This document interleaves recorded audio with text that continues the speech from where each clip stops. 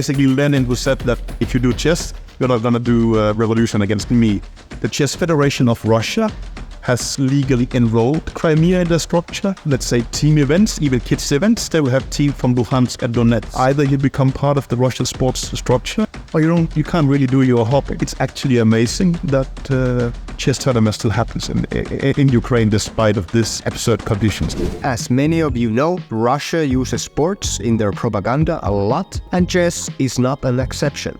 We got together with Peter Heine Nielsen, a Danish chess coach and player. His achievements include 9 consecutive World Chess Championship titles as a coach for Viswanathan Anand and Magnus Carlsen.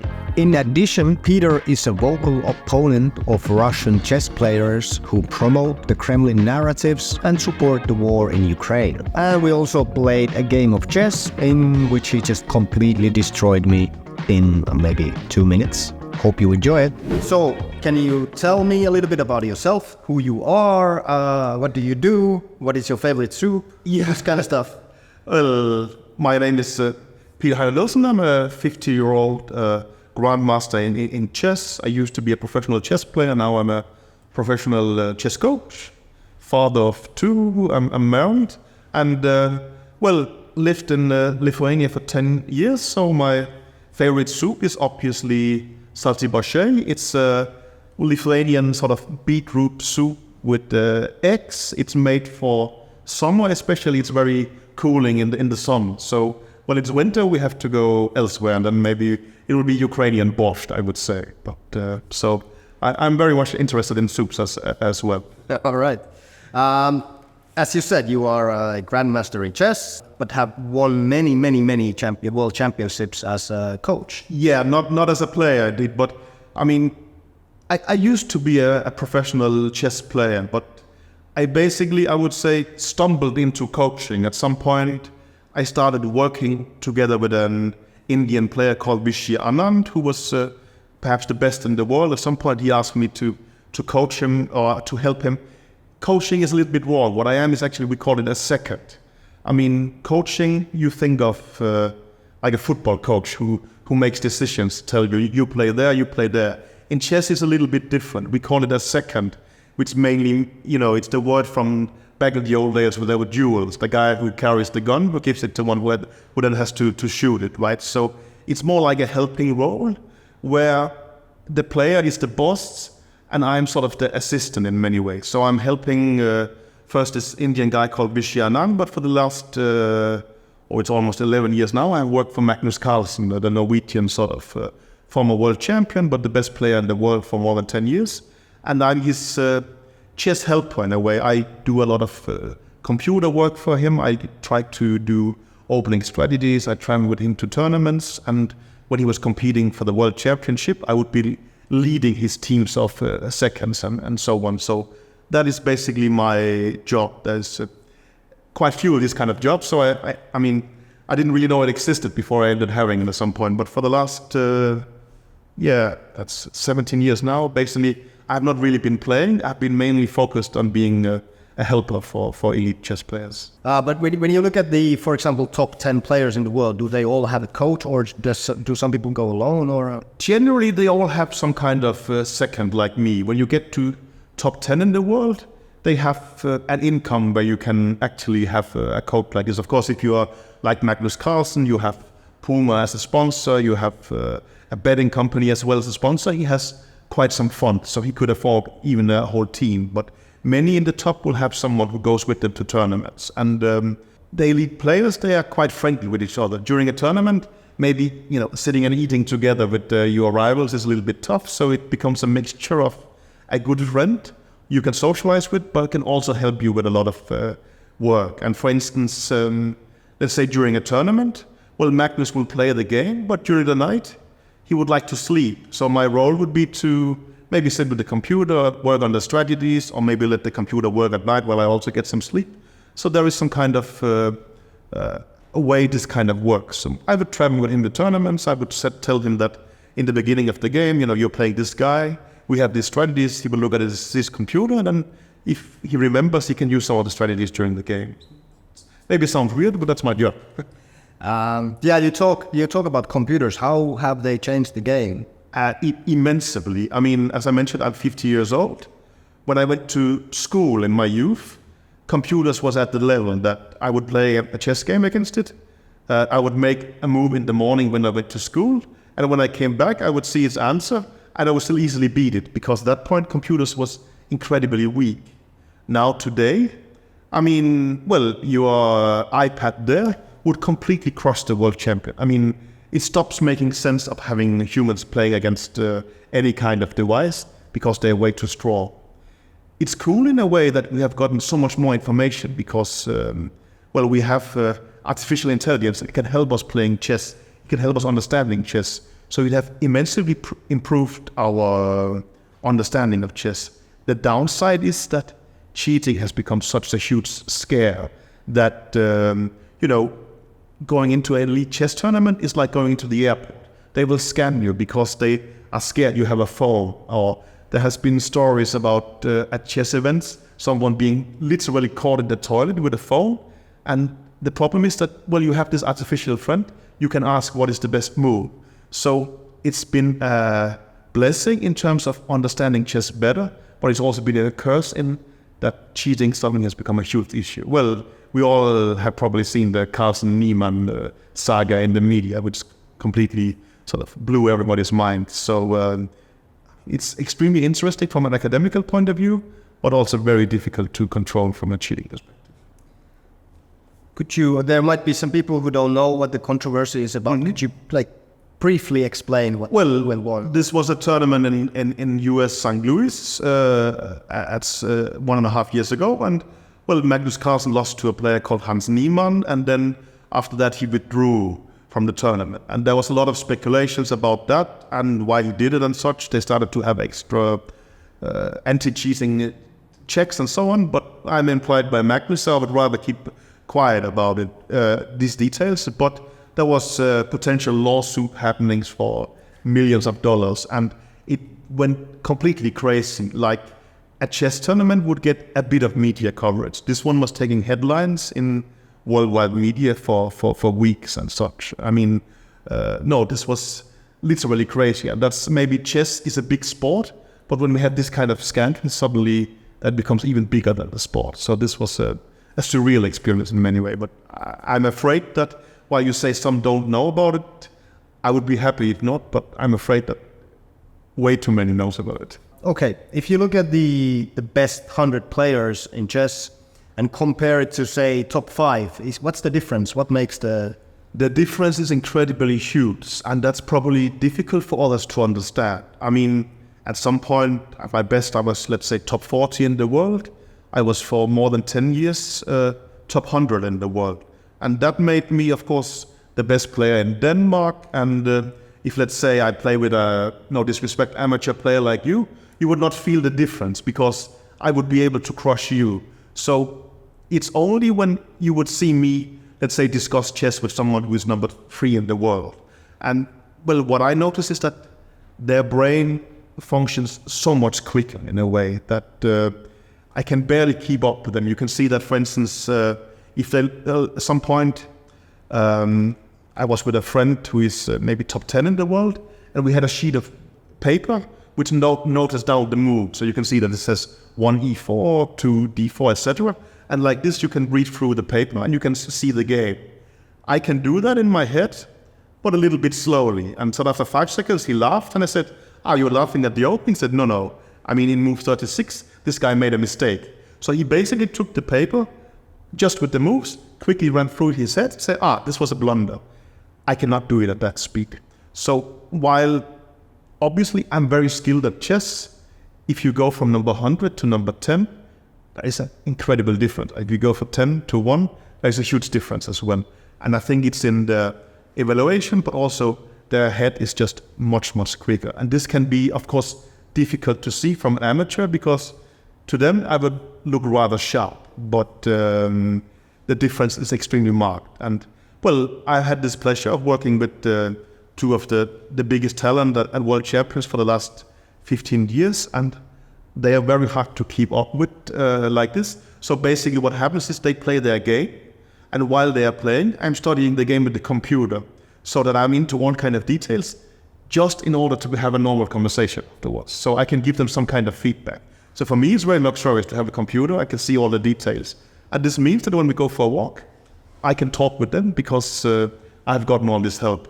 And 30 years ago, that would basically be impossible because I had to understand it myself. I cannot do it at their level and so on. So again, there you see the computer becomes an interesting helper. But I guess, well, you will see it in other sports as well.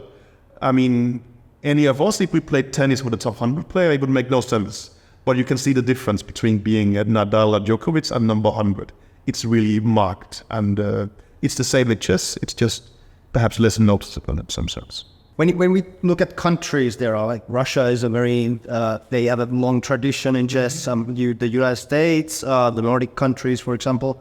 Are there any like trends, national trends? Is Russian chess different from American chess or? Historically speaking, yes, and also to some extent now. I mean, when we talk about the Soviet chess school, and it kind of exists, but also the Soviet chess school is more meant as a compliment. It means that it is taking chess seriously. They were really studying, while in the West, it was more Bohemian style.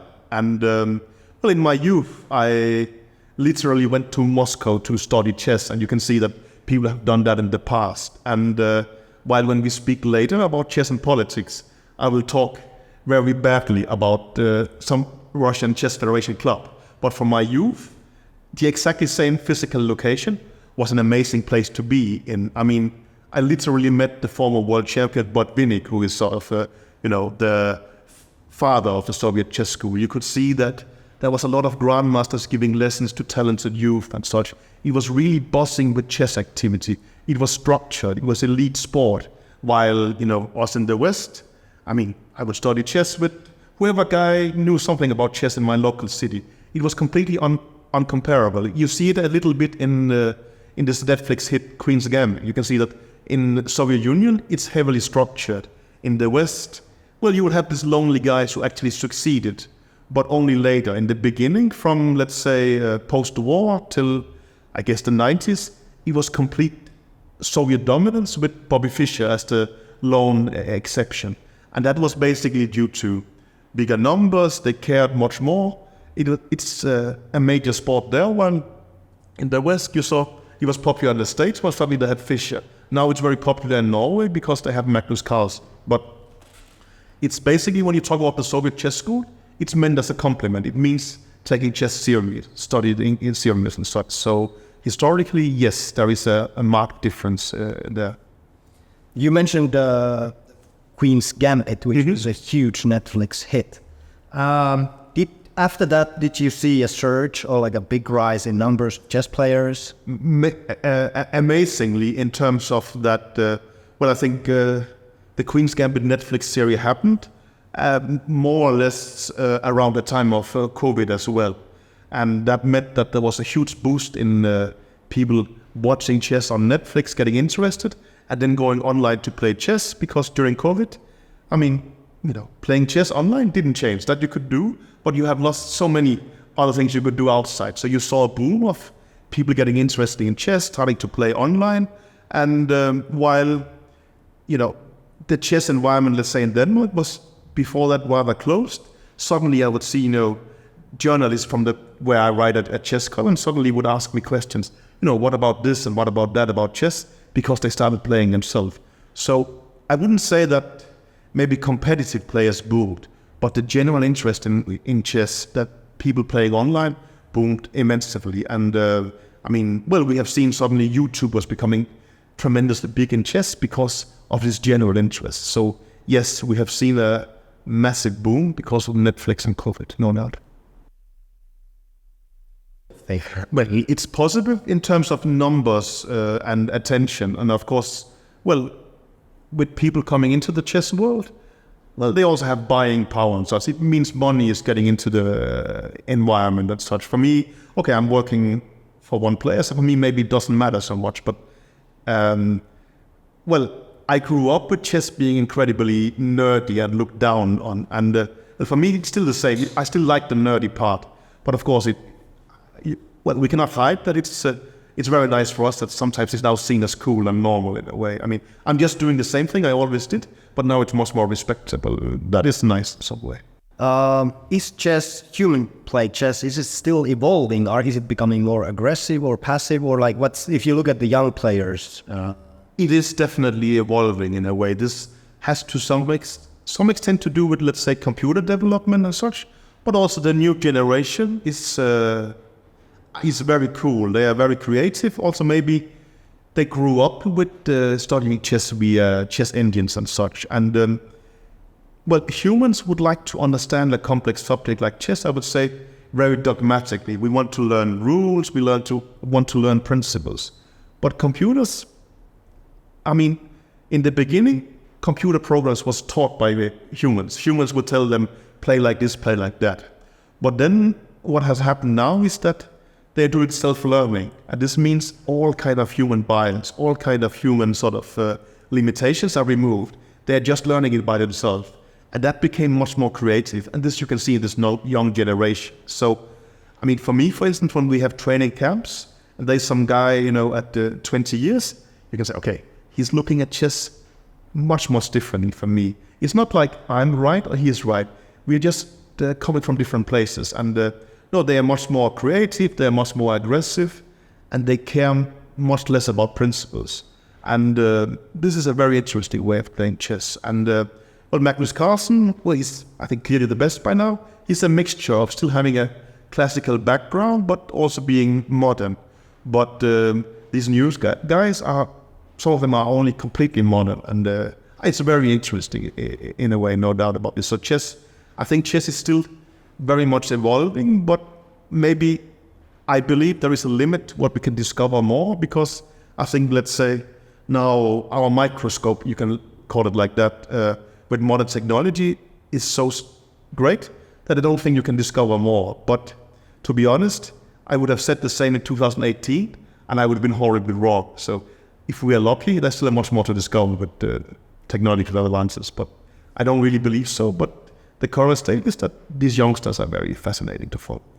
If we still look at the maybe top 10 or top 30 players, are there like bitter rivalries, or are the players talking to each other and being friends, or like how do you see it? It's a mixture. In many ways, it's a small world, and also, well, you're living from the rivalry, so you would like to be rivals, but also, well, if there is rivalry, it's good for attention and such. So it's in everybody's interest that there is rivalry, but also that it's kept civil to some extent. I wouldn't say that it's not this bitter rivalry that we saw, let's say, during the Cold War. I mean, but that's also, well, for instance, there was World Championship matches where Korchnoi had actually literally defected from the Soviet Union, lived in Switzerland. Soviet Union was keeping his wife and kid back in Soviet Union. Of course, this kind of rivalry there is not at the moment. But go back, let's say, 10, 12 years, there was this sort of very famous World Championship match called Toilet Gate, where they started accusing each other for cheating and such. So when the stakes gets high, there is a World Championship match. Even if you're good friends, it tends to get out of control. But in general, there is decently friendly atmosphere at the top. I mean, I think if you take the top 10, they have probably all eaten dinner with each other at some point. So it's, I would more call it collegial than friendly, but still it's not envious. What's the most beautiful chess game you've ever witnessed? What's your favorite? There is a lot, and the problem with naming one is that I'm going to insult some things. But for me, they're kind of all connected with emotions. I mean, in a way, I mean, I could mention some of my own, or maybe from my wife. But of course, in this context, I mean, well, when Magnus Carlsen won the playoff against Kayakin in 2016, he did it with an incredible, beautiful queen sacrifice. And at that point, I was mainly happy it was over. But now, well, we know Kayakin has become an extremely pro-Russian sort of propagandist, using his chess fame for that. We know that Putin's spokesperson Peskov was sitting in the room literally next by in New York, ready to celebrate if Kayakin won. That Magnus won this game, in retrospect, I'm very happy about it. At that point, it was a chess game to me. Now it's more than that. Okay, let's shift a little bit towards Russia. Mm-hmm. So does Russia use chess as a propaganda tool? That they have done during Soviet times. I mean, chess is so popular there because, I mean, I think, I should have checked before, but I think it was basically Lenin who said that, well, chess is a good intellectual activity for the people, also because it's disconnected from politics. I mean, if you do chess, you're not going to do a revolution against me. That I'm probably paraphrasing a bit, but it's always been used a lot for, I mean, Soviet prestige, that well, the Soviet was not only the best, but clearly the best and an intellectual game that we saw used immediately and a lot of funds going into it. We saw during this Cold War that there was the match with Fischer. There was, a lot of prestige there with politicians involved on both sides, and this has always been the case. And a lot of funding has gone into it, and well, it's clear that Russia is a chess superpower, now less than it used to be, and it's always been a financial superpower in terms of fundings. I mean, we have all played chess events in Russia simply because they organize a lot, and they have been attractive events because they could actually organize things like that. And while, I mean, I have met some Danish politicians due to chess, I have probably met more Russian politicians because they would actually come at chess events and such. Putin himself was at some World Championship match, and he invited the players to visit him afterwards and such. Putin's spokesperson, Peskov, I mentioned, he was in the 2016 World Championship match. He was, basically, there is this playoff between Magnus Carlsen and Sergei Karyakin, the Russian player, and he's a former Ukrainian who changed his citizenship to Ukrainian, not doing usual procedures. He literally went to President Medvedev, who granted him citizenship. I mean, you just see that Russia was grabbing the strongest Ukrainian player and making him Russian like this. Then he gets to challenge Carlsen. They play in New York. It's even in the Mueller report that there was also the chess World Championship match was used to get in touch with the Trump administration and such. This is somewhat debated, but it's definitely a fact that Putin's spokesperson was there. When the playoff happened, I was sitting, in a room like this, like we're sitting now with my computer analyzing, and 5 meters to the left, in another closed room, would be the Russian camp, and there Peskov was sitting with the Russian team. So he was there, literally ready to celebrate with Karyakin had he won. Well, luckily he didn't, but it gives away the priority there is from Russian chess. And for instance, shortly after 24th of February, I think 3 days after, Putin was summoning all the Russian, business leaders, or we would call them oligarchs, to meet in the Kremlin, right? And there you can see, this is Gureyev from the first row. He was giving the trophy for this World Championship match and that World Championship match. This is another guy who's been sponsoring chess. So chess in Russia is very much connected to the elite political level and the elite business level. Many of them have been involved in sponsors, some are in the Chess Federation and so on and so forth. Okay, so is the propaganda or the material that they produce or these events, is it aimed towards Russian population more than anyone else? Heavily, I would say, but that maybe has changed markedly. Before February 24th, it would perhaps just as well be aimed generally at the world to show that, Russia is cooperating with the rest of the world. We are sponsoring events. Everybody would go to Russia and play chess, and it would be great events. After the 24th of February, this has changed quite a lot. Of course, most Russian sponsorships has been cut internationally. Now they will do it internally. But I would say that now it's used a lot for internal purposes. For instance, you would very often see them mentioning that, you can see Russian chess players are playing in Western events, or that Western players might even be playing in Moscow. And it's for their perspective, good sign that we are not disconnected from the world. When the Russian president of Chess Federation was re-elected in August 2022, Peskov was quickly saying, it's a sign that Russia is not disconnected. He just won a crushing political victory. It means that Russia is still respected in the world. So it's used for this kind of propaganda. There is also, this guy Kayakin is literally going to the front lines. He, less than a month ago, he was going with pizzas into a trench in Marinka, which is completely destroyed by Russian artillery. But I mean, there he would go. He's sort of very aggressive, but generally it more would be like to show that business continues as usual. There was a World Championship match in 2023 at a point where generally Russian athletes was boycotted by the international society, but not in chess. So there, from a Russian population perspective, we can see that the Gazprom all TV channel, they will show the match. They will have the Russian athlete with a Russian flag, not at the venue, but of course in the TV program. And then you get to follow that Russian athletes can compete like normal. And that, of course, is unfortunate that chess is used like that, in my opinion. But one has to understand that Russia has so strong traditions, both in Russia, but also of leading the international chess world, that it's very, very hard to do something about. Do you think Russian players should be banned from international events? I mean, I live in Lithuania. My wife is a leading Lithuanian politician who have literally made a law that Lithuania supports banning all Russian athletes. I fully support that.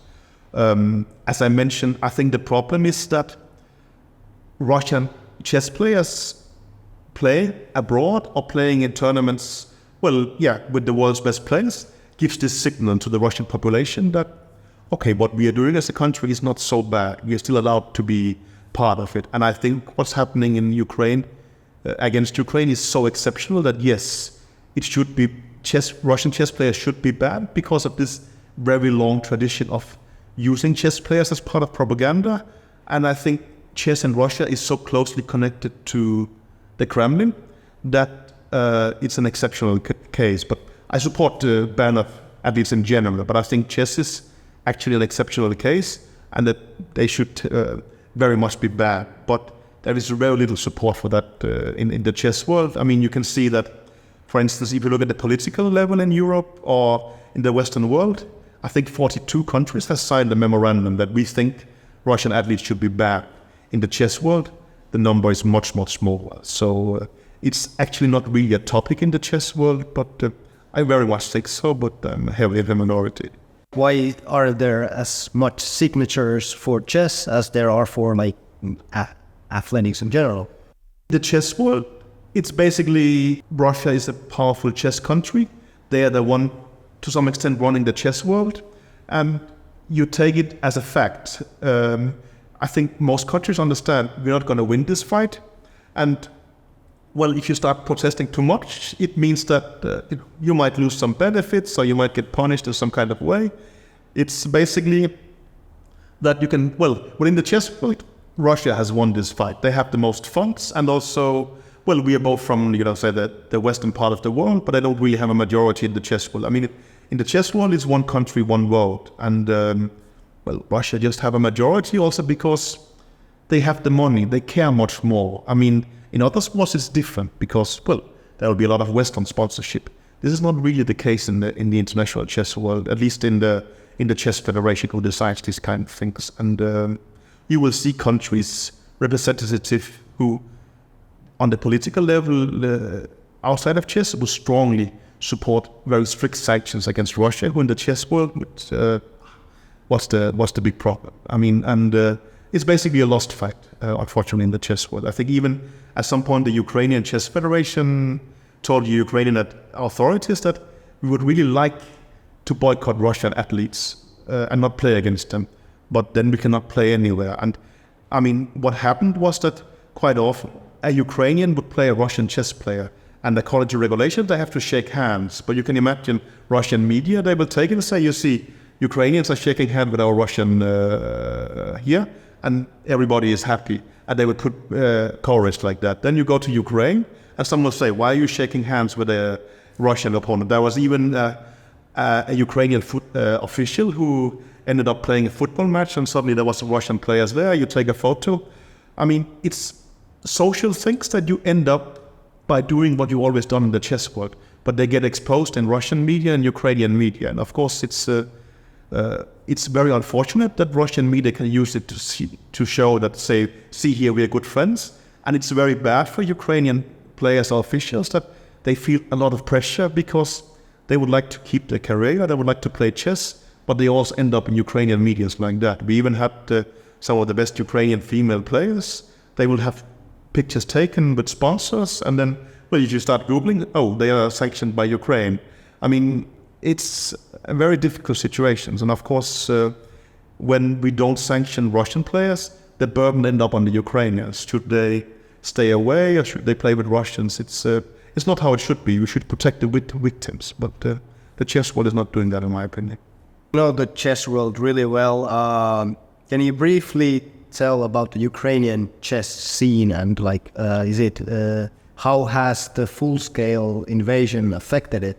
I mean, if anything, one has to be extremely impressed that they are still functioning. I mean, they actually organize tournaments. You can see pictures from Odessa where a female Grandmaster, who is also in the local municipality boards, she will play chess against kids and such. So they still have chess tournaments for kids in areas we hear about missile strikes. But we should also understand that, for instance, the chess club in Kramatorsk, in Kherson and Lviv have all been hit by either artillery or missile strikes. And there is, for instance, sadly quite recently, a couple of months ago, one in the absolute top of the leadership of the Ukrainian Chess Federation died in the military. So, and again, if we go down to material damages, you will see some of the best players who have their apartments destroyed. I mean, if you live in Kharkiv, you might have your property destroyed by artillery and such. But they still keep having tournaments. I mean, there is an ongoing Ukrainian championship and so on. And you will see kids' events. You can also see Ukrainian tournaments happens, but they suddenly have to have a break because they're going to shelters. It sounds completely insane. And you can also see pictures of Ukrainian talents. I mean, maybe it's more than a year ago, but you could see pictures from Kiev. Someone sitting in the metro station, with his chess book while they're sitting in the metro station because they're hiding from missile attacks and such. So, of course, well, it affects everything in society, and that, of course, also means the chess environment. For a long-term perspective, it's also going to be very difficult for Ukraine because a lot of peoples are, logically speaking, refugees. They leave the country. And if you're a talented chess player, it's normal for these new countries to start absorbing them. I mean, you live in Germany, you live wherever. If you're a talented Ukrainian kid, well, you will be enrolled in the local structure, and at some point you will change your nationality. And that is very reasonable from the personal perspective. But Ukraine, of course, is losing talents like that.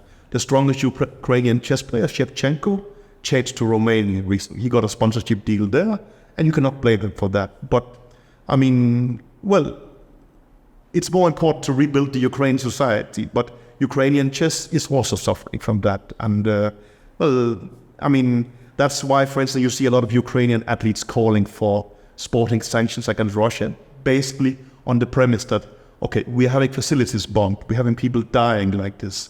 We cannot have an equal competition with you guys. You also need to sit out and such. But, I mean, I think the perspective should be that it's actually amazing that chess tournament still happens in Ukraine despite of this, I mean, absurd conditions they are fighting under. But, of course, they're affected. It would be absurd to say anything else.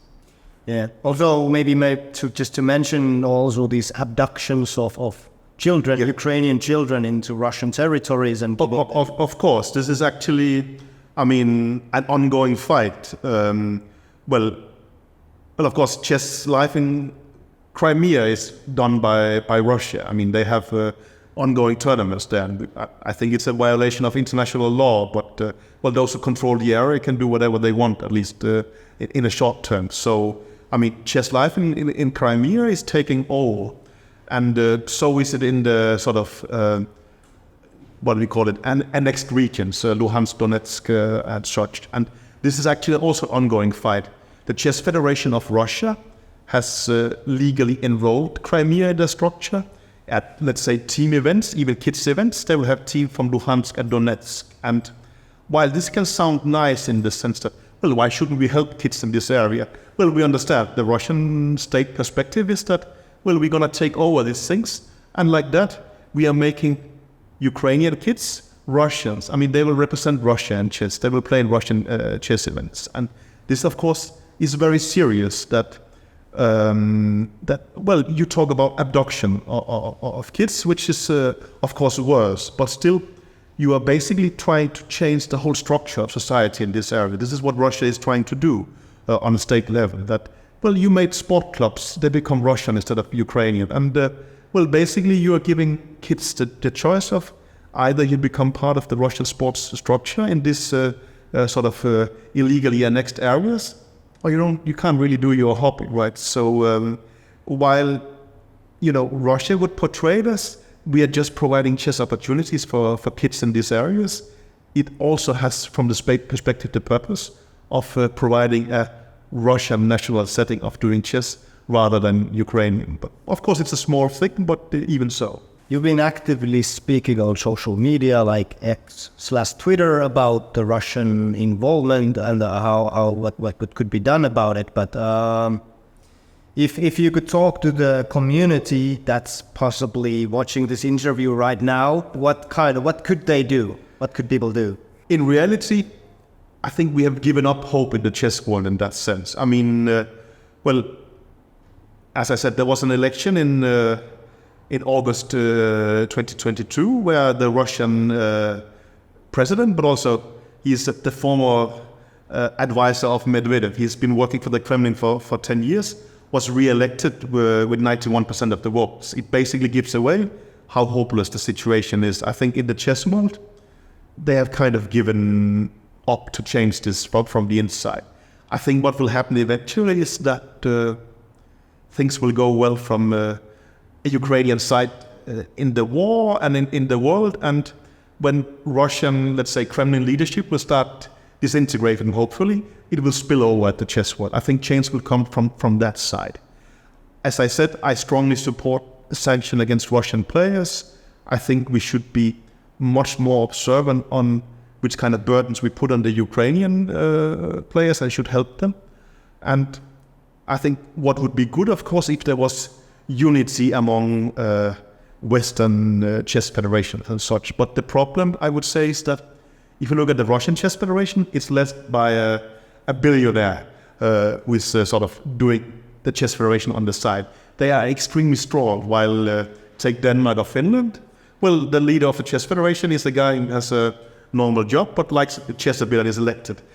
I would like them to do much more, but I also understand that they don't have the resources. I mean, and I think it's good that we can compete with Russia on things that are more important than chess. I think chess, we are not realistically going to win, and this is, of course, tough to say for someone who really would like us to, but this is sadly the reality, say, in a way. I mean, there is not the will of this in the chess world, and well, I am one of the few talking about this, and it's not very popular. For me, it's fun to talk with someone who doesn't think I'm crazy for a change, but the chess world is not gonna change. This is the reality.